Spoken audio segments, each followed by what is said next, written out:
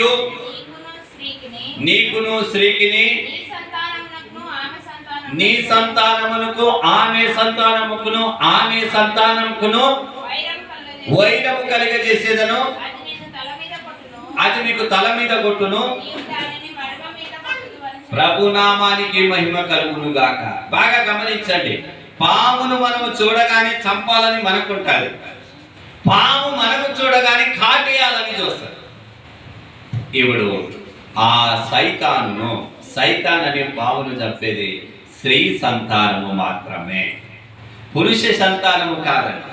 స్త్రీ సంతానము మాత్రమే ఆ యొక్క సైతాను హరింప చేయటానికి శక్తివంతుడు. యేసుక్రీస్తు జననం ఎందుకంటే ప్రణాళికబద్ధమైన జననము.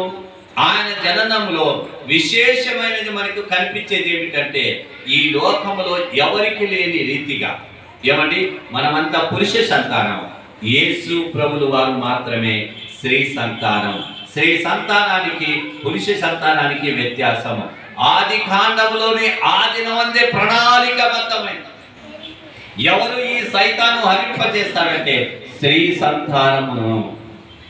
ఎవరికైతే కన్యకను పుడతాడో, పాపం లేకుండా పుడతాడో, ఆ పాపం ఎరగని పరిశుద్ధుడు ఈ యొక్క మనకు ప్రకటనలో ఆ ఘట సర్పమును చంపే సత్తా ఆ పరమ తండ్రికి మాత్రమే ఉంది.